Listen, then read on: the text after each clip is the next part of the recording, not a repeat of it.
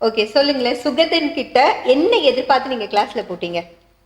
கிளாஸ்ல கான்சென்ட்ரேஷன் வரணும் அப்படிங்க. ஹேண்ட் ரைட்டிங் இது கொஞ்சம் இம்ப்ரூவ் இருக்குங்க. ரொம்ப சேட்டை பண்ணிட்டு இருந்தாங்க. படிப்புறது நல்ல மறந்து போயிடுவான். எக்ஸாம் டைம்ல நல்லா படிப்பான், வீட்டில் எக்ஸாம் டைம்ல மறந்துடுவான். எல்லாமே சேஞ்சஸ் வரணும்னு தான் போட்டாங்க மேம்.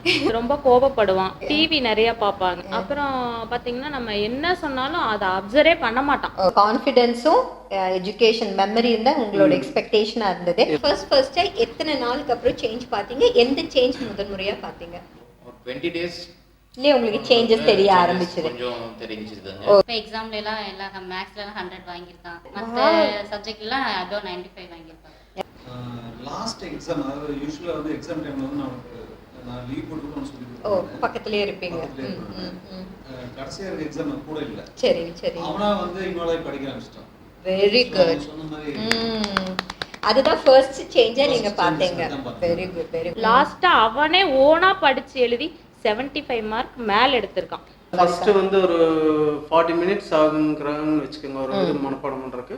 இப்போ ஒரு 10 minutesக்குள்ளரே வந்து அது வந்து பை ஹார்ட் பண்ணிடுறான். நல்ல மெமரி இருக்கு, நல்ல இப்ப படிக்கிறது வந்து சீக்கிரமா வந்து புரிஞ்சுக்கிறான். சோ இதுதான் வந்து பெரிய மாற்றமா நீங்க பாக்குறீங்க. ஸ்டடீஸ் வைஸ் தான் கொஞ்சம் அந்த சைனஸ் போயிடுச்சு. ஓகே, நல்லாவே சேஞ்சஸ் தெரியுது. எல்லாரும் கூட இப்ப நல்லா மிங்கிள் ஆகுறா. அப்படி ஸ்டேஜ் பெர்ஃபார்மன்ஸ் வந்து லாஸ்ட் டைம் ஊருக்கு போனோம். இவனா அப்போ வாங்கிற வந்து ஃபர்ஸ்ட் பண்ணிருக்க அந்த மாதிரி. அது ரொம்ப சந்தோஷமா இருக்கு. சோ ஷைனஸ் போயிடுச்சு. பிடிவாதம் வந்து கண்ட்ரோல் ஆகுது. ஓகே, ஹேண்ட் ரைட்டிங் எப்படி இருக்கு? நல்ல இம்ப்ரூவ்மென்ட். மெமரி பவர் அதிகமா இருக்கு. இப்போ முதல்ல விட இப்போ மெமரி பவர் நல்லா இருக்கு. முதல்ல 1 hour எடுத்துக்குவான் ஒரு லெசன் படிக்கிறது. ஆமா, இப்போ ஒரு 15 minutesல கொஞ்சம் ஓரளவுக்கு வந்து 3/4 மணி நேரம் குறைஞ்சிருக்கு. வேற என்ன பிஹேவியர் சேஞ்சஸ் பாத்தீங்க? கிளாஸ் கொஞ்சம் குறும்பு கொஞ்சம் கம்மியாச்சு. கொஞ்சம் ஒபீடியன்ஸ் வந்திருக்கு. ஓகே.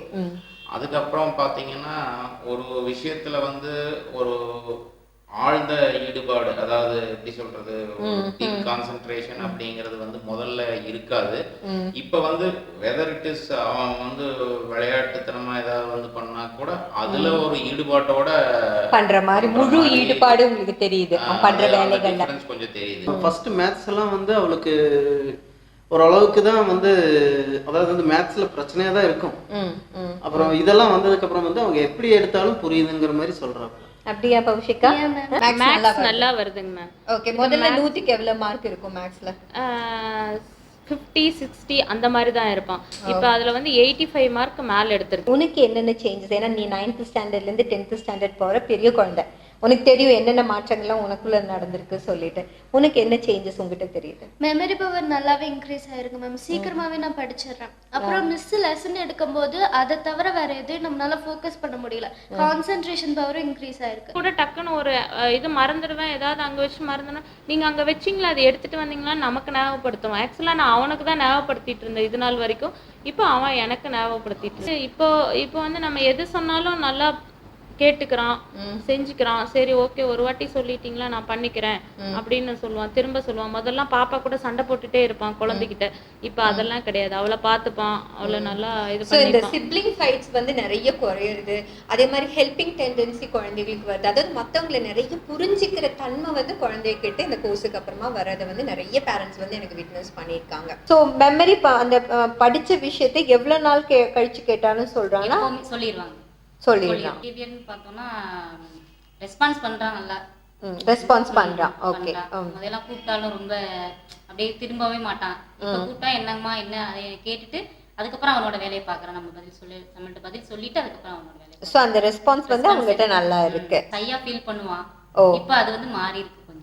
கிளாஸ்லயே கான்சென்ட்ரேட் பண்ணிக்கிறாங்க. அப்புறம் ஸ்டேஜ் ஃபியர் இல்ல. முதல்ல வந்து நான் பேசிடுவேன், ஆனா அதுக்கு முன்னாடி கொஞ்சம் நர்வஸா இருக்கும். ஆனா இப்ப அதெல்லாம் இல்ல. Very good.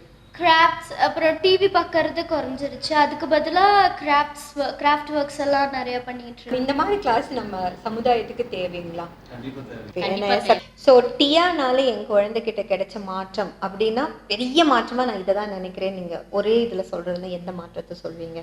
டோட்டல் ஆட்டிடியூட் மாறி இருக்கு. கிளாஸ்ல வந்து எவ்வளவு பெர்சன்டேஜ் வந்து ஹாப்பியா இருக்கீங்க? Okay, full 100%. 100% ஹாப்பியா இருக்கீங்க. முதல்ல இருந்த தனிஷ்கும் இப்ப இருக்கிற தனிஷ்கும் 100க்கு 100 மார்க் தான் போடணும். எனக்கு கொஸ்டினே கேட்கல, மம்மி சொல்லிட்டாங்க எங்க 100 மார்க்குங்க உங்க டீயாக்கு அப்படின்னு சொல்லிட்டு